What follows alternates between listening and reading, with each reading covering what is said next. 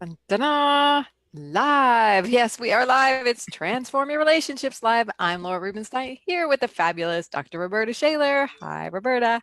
Hi, Laura. And here we are, second show of 2019. Woohoo. And we're going to talk about something really important, really deep, and kind of exciting to know the distinctions. Yeah, sorry versus thank you.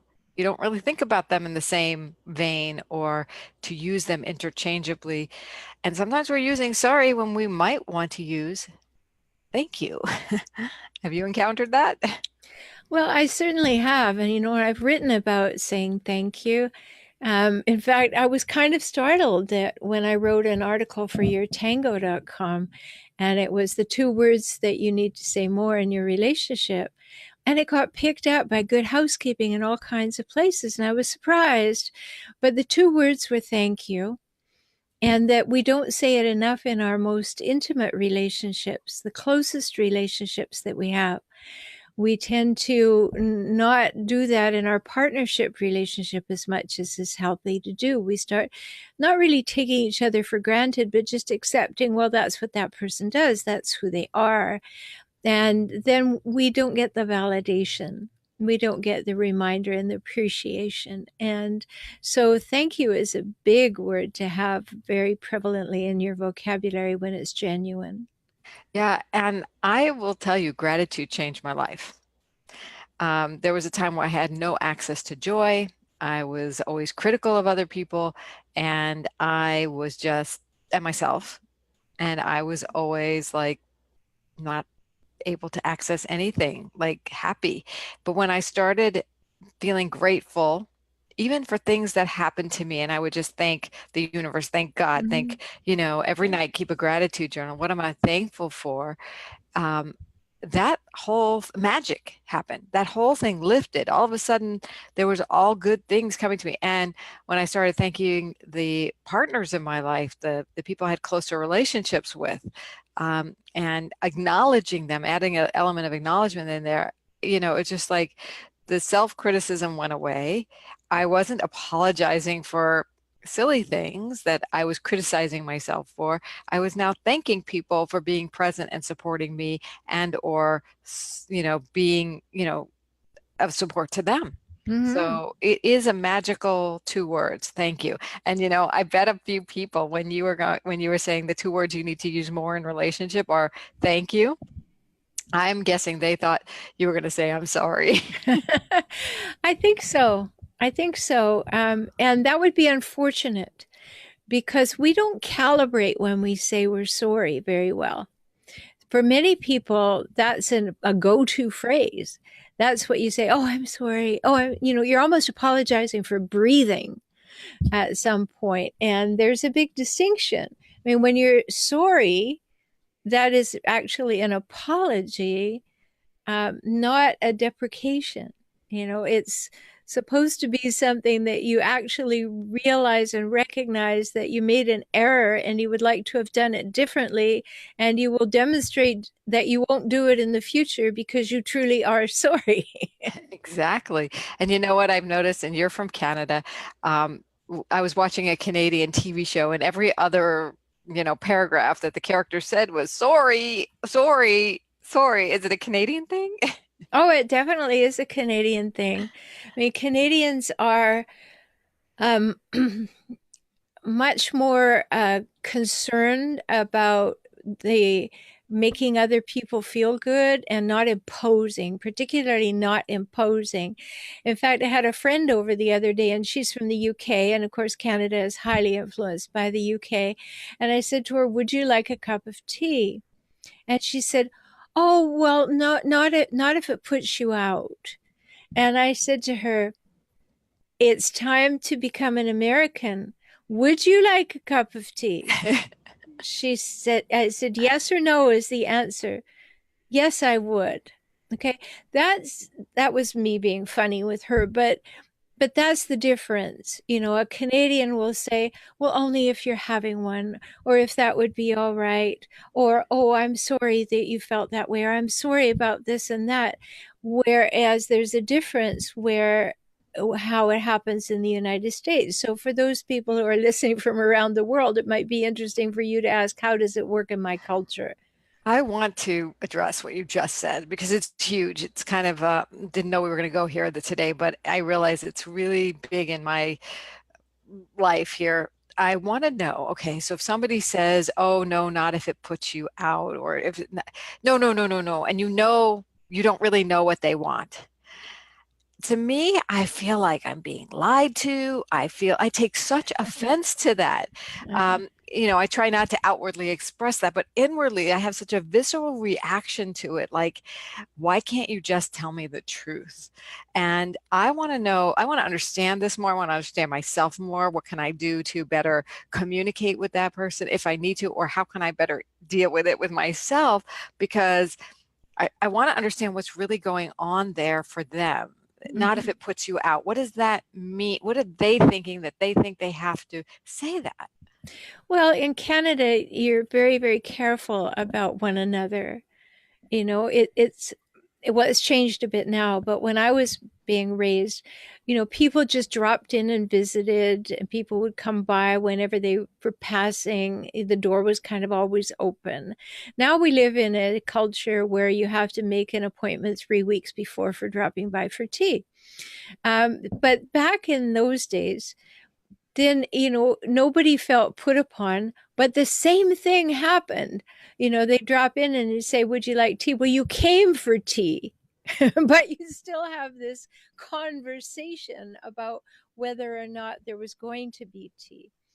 And I think that this kind of apology for beingness is part of the really deep culture. And so you don't want to put anybody out because it means that you have interrupted their life in some way, and you're not worthy of that. You're not equal.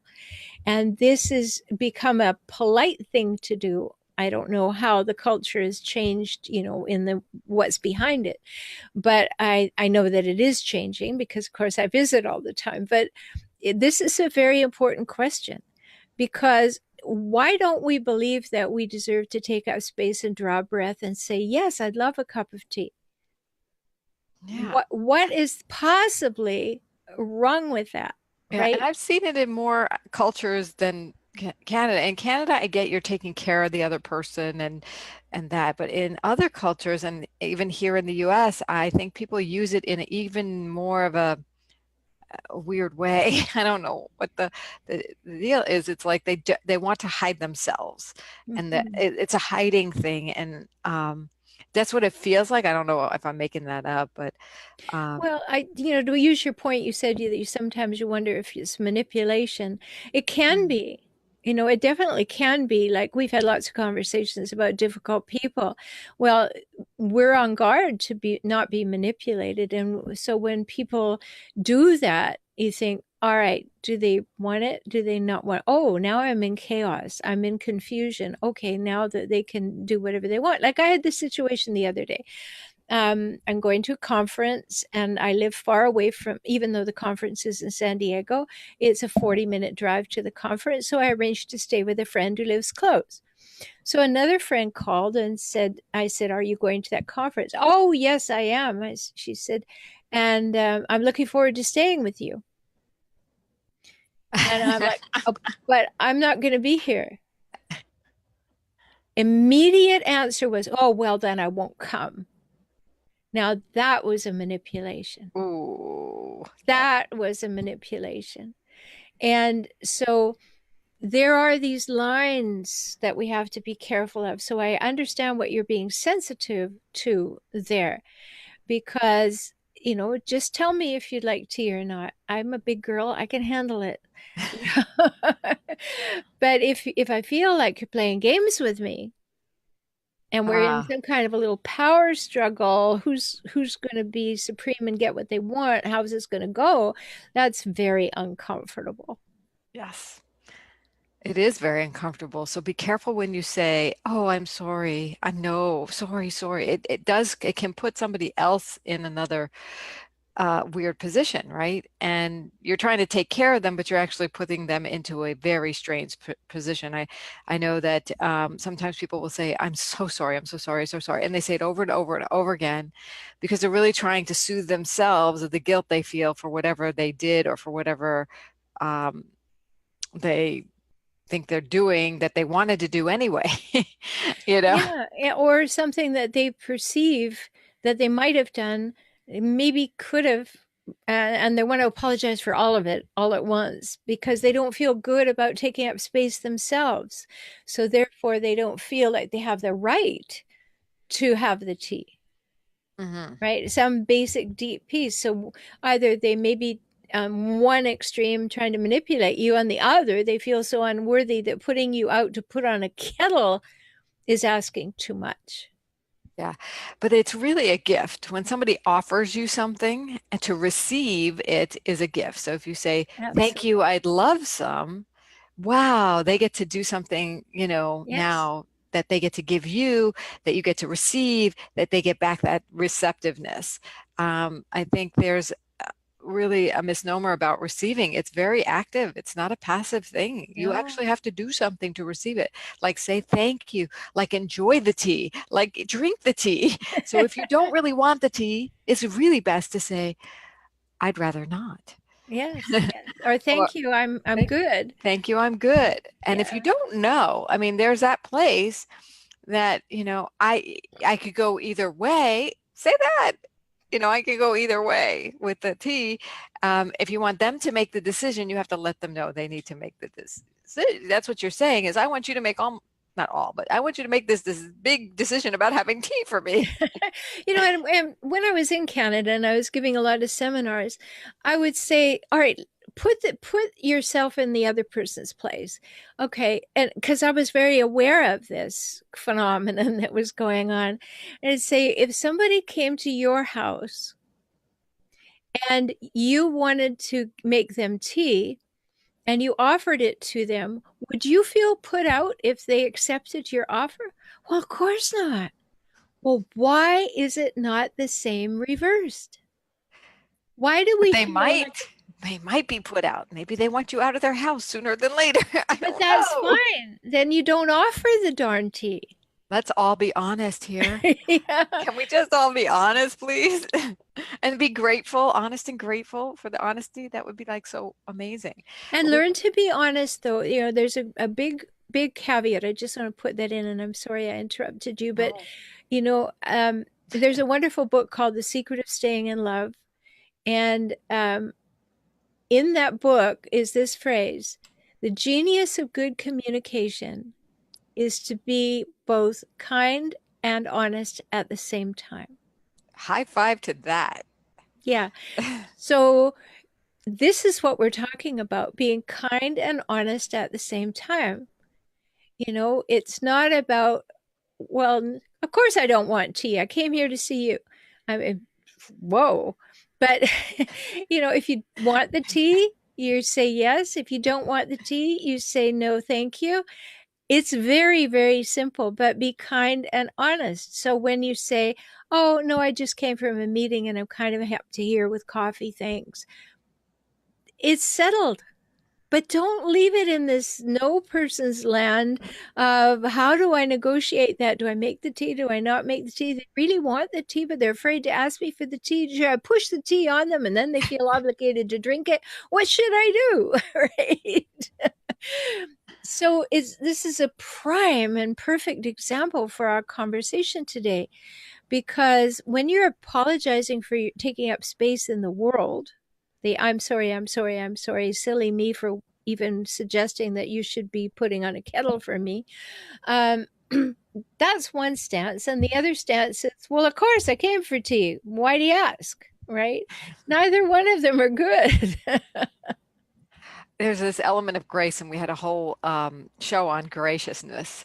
And thank you is a very gracious word. You can use it to say no, you can use it to say yes. So you don't have to worry about how you're coming across. You can be gracious no matter what with those two words. Thank you. As long as it's genuine, Yes. right? And not sarcastic. Yes. I was working with a couple the other day, and the fellow had this habit of saying, "Well, thank you for that." Right? Wow. We That's, all use it in many well, yeah, people that use it wasn't in a those thank you. ways, but that's not what we're talking about. It's the genuine thank you. Yeah, like thanks a lot, you know. Yeah. Thank you, yes, or thank you, no. Both work. But this Right. I'm sorry business is a whole other matter, because an apology is really not just being sorry for being, it's apologizing for a doing. Big distinction. Yeah. Um, and just think of those words. I'm sorry. I am sorry. I am a sorry person. I really like to avoid saying I'm sorry. And it's not that I avoid apologizing. I avoid those two words because there's another phrase. I apologize for that. I take responsibility for Yeah. something that caused you a problem, that caused you, inconvenience or hurt. So, you know, it makes me think more versus just blurting out I'm sorry to assuage my own guilt about what I did. Instead, it's not their responsibility to say, "Oh, it's okay." It's my responsibility to let them know I did something that I want to cop to, and that made you uncomfortable or confused or whatever I did. And you don't have to fix me, and I don't have to fix you, right? But I do want to let you know that I'm sorry. And if there's anything you need me to do, let me know, right? To make it right. That's what I care about. Like, but you don't need to make me feel better because I made you feel bad and now I feel bad. It's like that gets really icky, don't you think?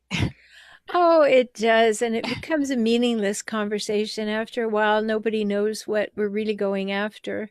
Um, and the self-deprecation of I'm sorry needs to be genuine.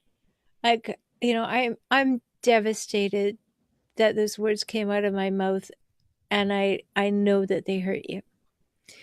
And, to be and say, I take 100% responsibility, as you said.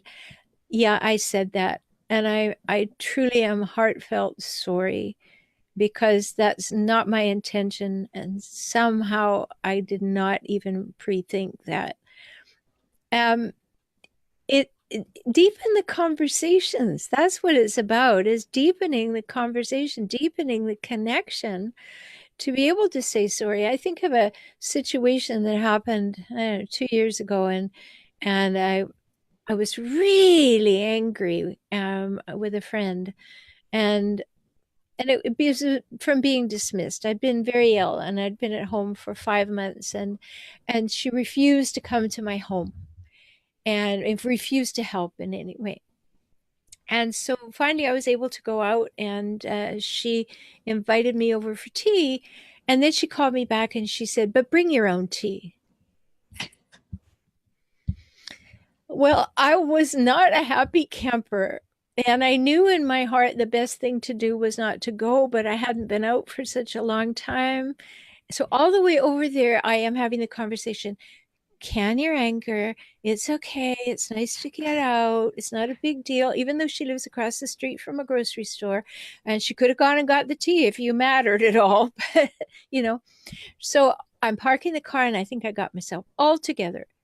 I walk in, dump right on her, right on her. And in a way that was just kind of off putting. Like I just said, why invite me over if I'm not even worth going across the street to get some tea?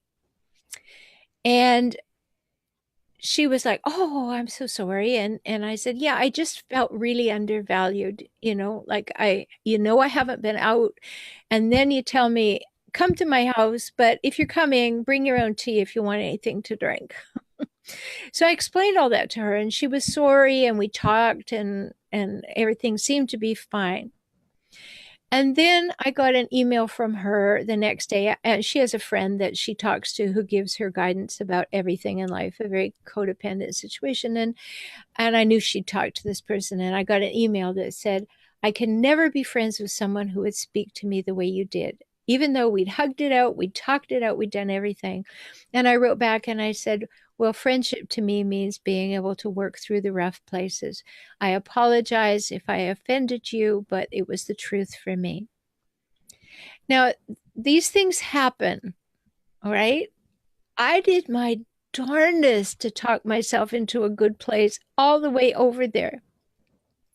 But no, it came out. We need skills to be able to handle these things. Yes, I was hurt. I mean, I was really hurt. I mean, imagine not being able to get out of bed for 5 months and somebody clearly says they're not going to, they're not coming over because they don't want to catch anything. And I didn't have anything catchy, right?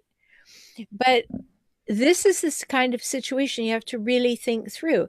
Now, she unfriended me immediately on Facebook and got rid of me completely from her life. I didn't do the same because why? But these are the kinds of things that happen. And when they happen, if you are genuinely sorry, you genuinely apologize, and it is not enough for another human being, they cannot accept that. That tells you something about them. It does. Right. And when I said, well, I think, I mean, she told me that she loved me and gave me a hug as we were leaving. And the next day, I get this dumping. Right. What do you believe? You know, the truth is that she didn't love me and that she felt that, that offense was not forgivable and that she was going to make a power move. So it told me a lot about her. Now, I already knew she had hijackal tendencies, but, this really was the final draw. And it was a big relief to me because she had been not the easiest friend to continue to have. But these are the kinds of things that you have to be able to calibrate when you're in the I'm sorry department and the apology department that are very, very different, And at the end, I could say, thank you for doing that, because I don't have to deal with that energy anymore. Yeah, Right? that's one way to get a Yeah, hijackal out of your life. exactly. But, I Not think that you planned that, but I did not plan it. In fact, I had scars on my tongue all the way over there. No, you're not going to say anything. No, you're not going to say anything. But I was so deeply offended. And that may seem out of proportion, but I was. I mean, when you are housebound for a long time and someone will not help you and they claim to be your friend.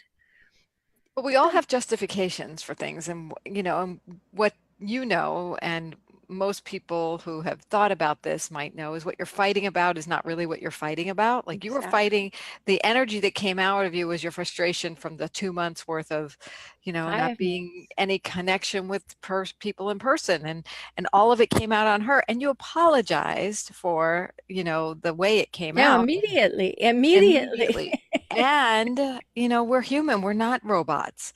We are not perfect. Even if we are highly trained, and skilled, we get tested and things come out and we blurt and we hurt. And like you say, it happens, but that's why we have the apology process. That's it. We can use it too deep in a relationship.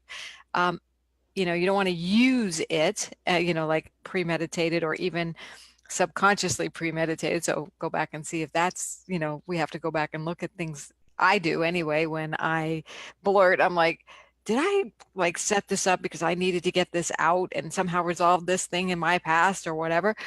Um, it's an opportunity to look at it and to prevent it in the future by seeing what's really going on in our lives and addressing it. So everything's a learning opportunity. And, some people will cross a line or feel a line has been crossed, and that's okay. They can make that decision, or what, you can make that decision to terminate a relationship, to never do something again.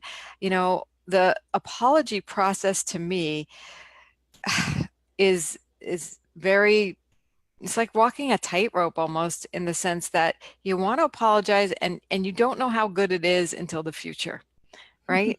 Yeah. Until someone has an opportunity the next time to mess up, and how do they mess up, right? Or if they never mess up because they've changed their ways. So when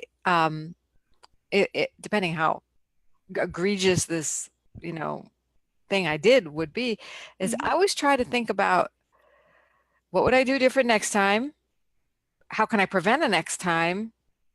What am I going to promise to this person as a result? Not like I'll never do it again. That's like BS to me. That's like a way to get through this and hope they forgive me. And it's really like, it's a behavior in me that I don't want to see again. Really. Yes, but So how that's do the you, thing, keeping your promise to yourself at that moment. You know, yes, it's great if you keep your promise to the other person, but can you keep your promise to yourself? Is it deeply felt?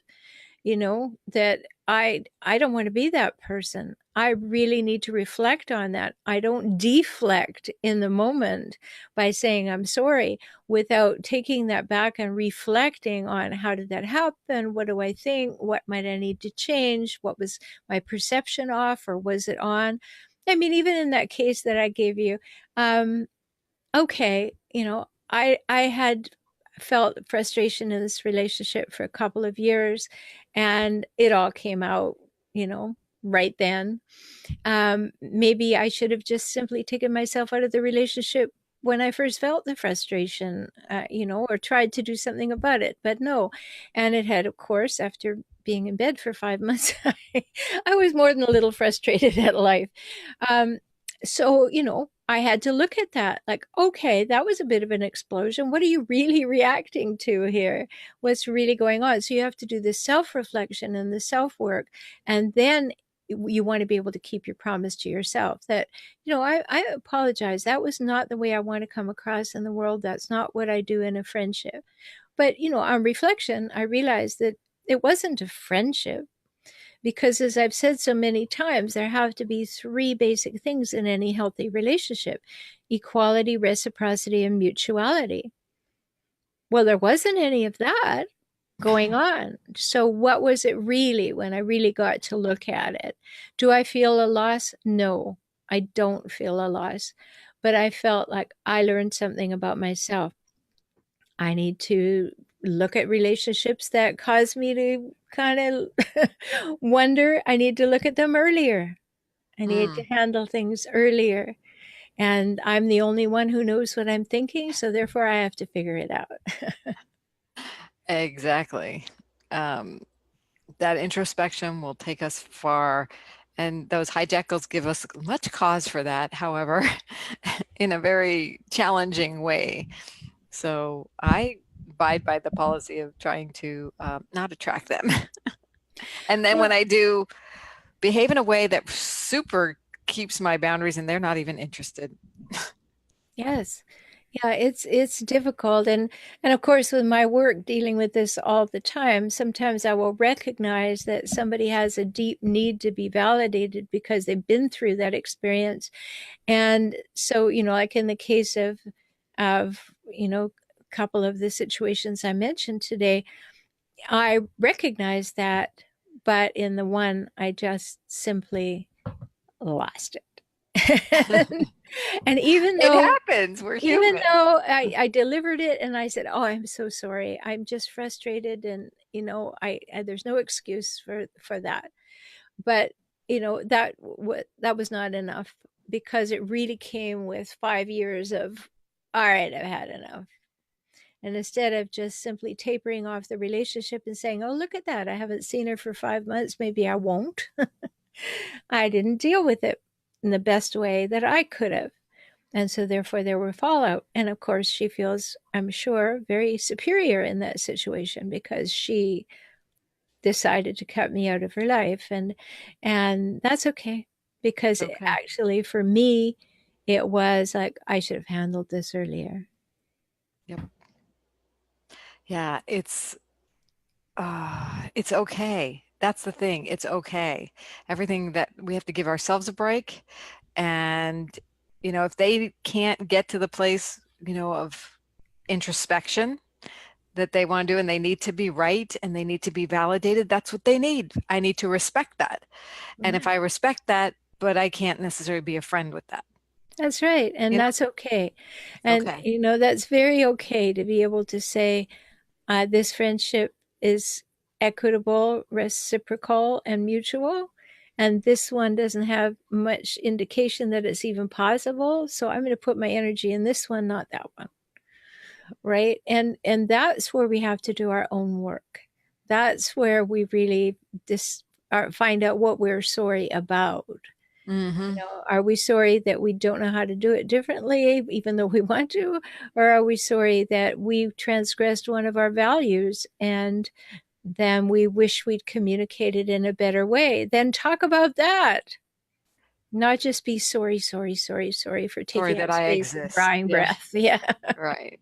The minute you're sorry that you exist or taking up breath is, um, I don't know, it's sending like this echo out into the universe, into everybody you're around saying, I don't, like no, Unworthy. I'm unworthy and I don't know what to do about it. And I feel sorry for those people. Well, usually they've got a lot of work to do and they don't recognize that they don't maybe not know where to start. Maybe they've been badly treated in the family they grew up in. And so therefore they've been not validated for existing or having feelings or having needs or wants. And it's not your job to be their therapist. Thank you. Right? So to be with someone like that, this is kind of like the anti-hijackal, the opposite of the hijackal, it sounds like it's almost as challenging because you do want to be their therapist. You want to be the person who comes in and rescues and makes them feel better and makes them feel worthy, because that could be a pattern that when they're broadcasting that out, they're bait for people who are people pleasers and they need to rescue people. Sure, they're hijackal bait. A hijack will love to get somebody who will already take the blame for everything because a hijackal is going to blame you for everything. So it's a match made in heaven. So is the person saying, I'm sorry, I'm sorry, I'm sorry, a hijackal? No, the person who's saying I'm sorry, I'm sorry. No, hijackal will never say they're sorry. Is saying I'm not worthy. But I feel like the people Treat who are me any saying, way you want. yeah, Treat but me any way you want. I also feel like there's another thing going on other than hijackals here. There's the person who says, I'm sorry, I'm sorry, I'm sorry, that attracts in somebody says, oh, let me make you feel better. Sure, well, that's codependency. Right, When someone says, I have a need, and I need you to need me. That's codependency when two people like that come together. right. And you can't help each other. So, what you do is have a bitch, whine, and moan convention. Like the world's a terrible, unsafe place, and I'm not any good, and I'll never be any good, and my mother didn't like me, and you go down a rabbit hole of disempowerment together, which is not healthy. Mm, mm-hmm. And that's my concern with many support groups. You need support, but it has to be support, not and you certainly need a safe place to vent, but there's a point at which it has to be about what you're going to do now.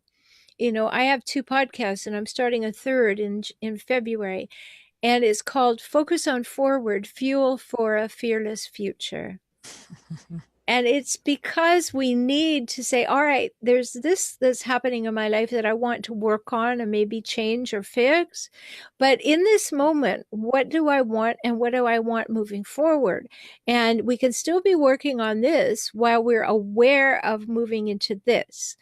And so, as an antidote to all the things that I talk about over here, I want to have the podcast that says focus on forward, because that's all you got. You can't go back and rewrite the past. So you can certainly heal the past, which is different than rewriting it, but you can move forward in the way that you consciously decide to. And if you've said sorry to somebody, you got to stop and say, how will I consciously move forward so that that sorry meant something? It doesn't become a pattern. Right.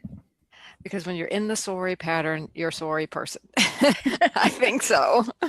Well, that kind of sums it up. If that's what you feel like, sorry, I'm breathing today. And I'm sorry you're a sorry person and you can do something about it. Yes, by all means, get help. Laura, I decided to make it really easy for people to get help if they're not ready to work with me personally. Yes. And I've started a membership program, and it's called Optimized Circles. There are 3 levels you can join in. And the basic level gives you access to my off social media place to talk that behaves just like Facebook. Nice. So you can come and you're safe. You're on my website. There's no way that somebody can be making up somebody and lurking and doing all that kind of thing. You are on my website, and I hope that that provides safety for people.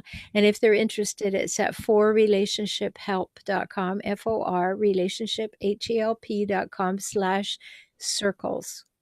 That's great. Five And dollars a month. The bottom level, $5 a month. A easy. cup of coffee. One a cup of coffee a month. That's right. That's great. For a whole month of support. So Yes. In a safe place, in a uh, safe which place. is wonderful. So, if you're feeling sorry, it's a great place to go. It is. It And I is. want to remind everybody about what I picked a card because we talked about thank you. We talked about stories more than thank you, but the power of gratitude can change your feelings about yourself when you're grateful for things, not like you're feeling like, oh, bad for things. You're feeling like, oh, I am so lucky. I am so grateful that there's this grace out there, that things happen in my life that are good, and that we're focusing on the forward, on the positive, like you said. And here's the card for today. Thank you, thank you, thank you, God. And the practice here is experience the healing power of gratitude. Write down 5 things you're grateful for today. Just Lovely. do that tomorrow and the next day. Every day. Yeah. As It's many a days as good. you can remember. And don't be sorry that you didn't do it. Just be grateful when you do it. I'm thankful I remembered to write my gratitudes today. Yay And if me. you don't want to, if you're not a writer, then before you go to sleep, just go to sleep on that. Here are the 5 things I'm grateful for today, and Yeah. then go to sleep. And the thing is, when you're either thinking it or writing it, feel it. Take an Yes. extra breath between gratitudes and feel it. Yes. It'll change your life. At least it did for me. So thank you, Roberta, for being Well, my thank you, friend. Laura. And Laura didn't say it, but you can find her at transformtoday.com or femininepowercards.com. And of course, I told you you can find me at forrelationshiphelp.com. Bye, everyone. Thank you. Bye.